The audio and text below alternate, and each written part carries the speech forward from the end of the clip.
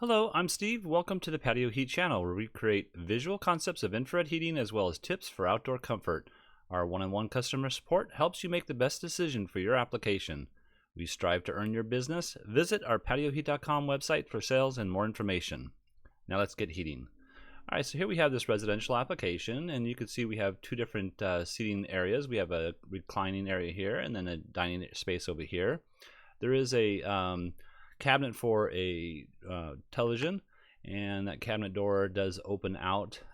This is going to be something that they are still creating, so one thing that we want to make sure is that the length of these doors do not impede into the area of the clearances of combustibles for the heater itself. Right now I just have it centered within the span here, and the dimensions I have are not precise, but they do swing out, and we do need to be aware of that.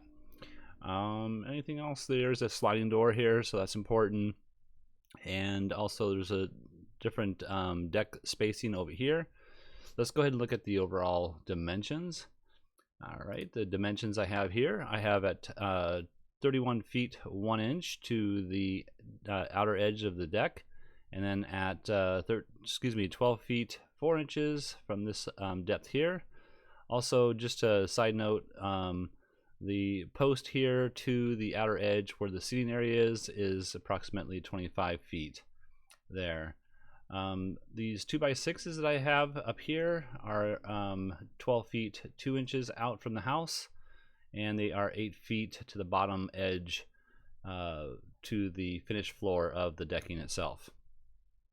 All right, let's go ahead and see what kind of options we can come up with. So first of all, I'm going to show you my preferred option, and that will require some adjustments. So this would be my preferred option. First of all is to place some slimline units. These are SL 4024 4000 watt 240 volt heaters, and obviously you can see that they don't match up within the pattern of space here, as well as if I turn the clearances on, the top clearance here is not accurate here. So my suggestion would be, if you really wanted to have a system that looked like this, then it would be best to just modify the amount of 2x6s that are here. So what I did was I went ahead and modified the amount. I just removed one and then equally spaced the rest, as well as I'm going to show you here, as well as I placed this one here approximately 2 inches further to the left, and then this outer one over here, I think it was like 4 inches out to the right. Maybe it's just 2 inches out.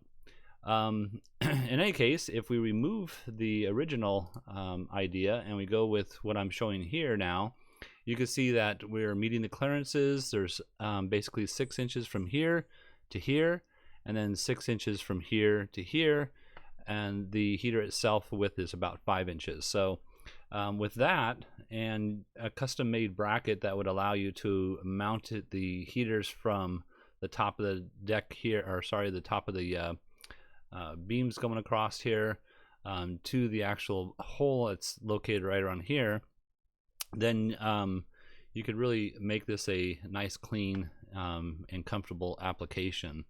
Let me just go ahead and turn off the clearances here so you can take a look at this and how that might look. So I kind of like that much more than anything else, but in any case, we'll see what they have to say. And let's go ahead and look at the footprint of heat with this application here. You can see that we're covering the space very nicely. The full coverage from left to right practically, except for maybe about 8 to 12 inches over here, and maybe 6 inches over here. And this space here is well heated as well. So these heaters are just centered within the span. You could adjust them just slightly off so they're not centered. Let's just go ahead and try that real quick. Let's see if I can do that here real quickly, and we'll just move them all approximately maybe 6 inches over, and we should get a better footprint of heat to the outer edge of the decking itself. So but for right now, that is they're centered, And let's go ahead and change that back. And I think that's going to be a good and best option here. All right, so let's go ahead and look at the next option. So the next option would be to utilize the original plan and go with the heaters on the bottom edge of these 2x6s. And you can see here it looks fairly well. However, it's just something that's hanging down a little bit more than I would like to see, if that's possible. So, and let's go ahead and look at the footprint of heat. And I should say that there is 6 inches of clearance above the heater using the OEM bracket, and that's what we need to do in order to mount it in this fashion here. Again, we're getting a pretty good coverage. I am missing a little bit of the outer edge of this couch here, and that's because I chose to place it here. We could move it to this beam here, and it would fully cover that back edge, as well as covering this edge. I just didn't like it on the outside edge of the patio itself. And the same is true with this one over here. You can see we're just going from 1, 2, 3, and number 4 apart from each other. All right, so that is option number 2. Let's go ahead and look at the final option, which would be to place units on the outer edge of the patio space, which would be out here. And here we are using the OEM brackets. We are maintaining a 6-inch clearance above the heater itself.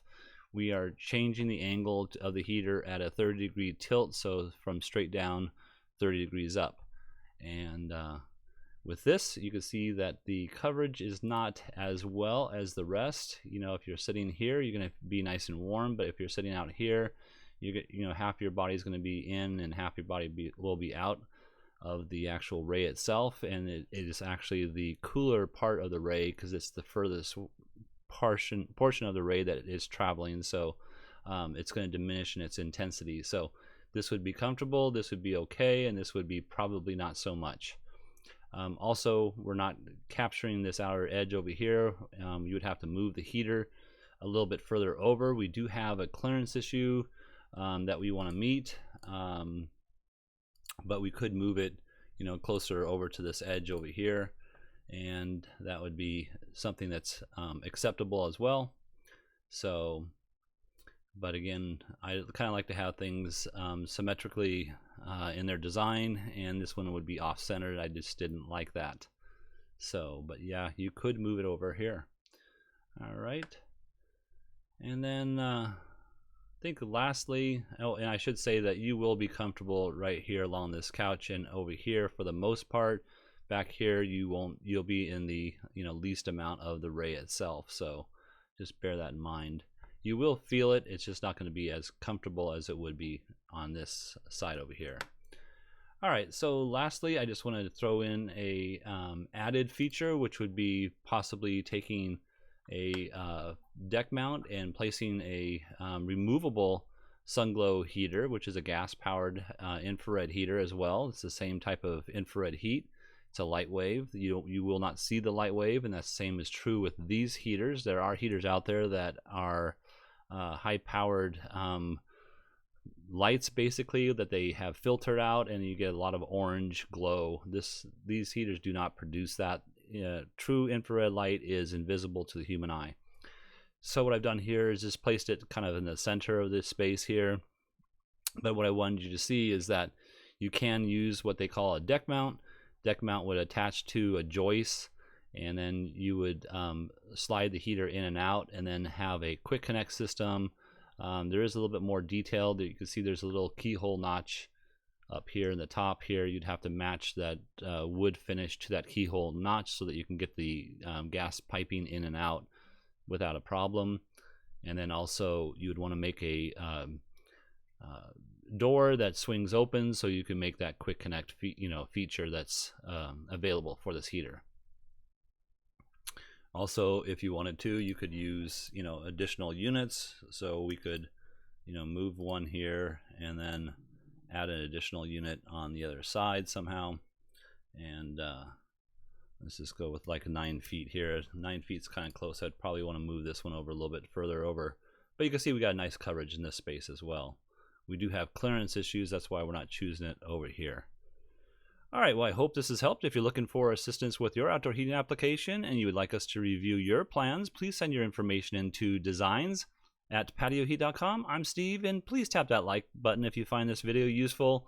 The only way that YouTube promotes our channel is by us receiving those likes, and hopefully you found this channel the same way with those added likes. Thank you very much. Have an excellent day.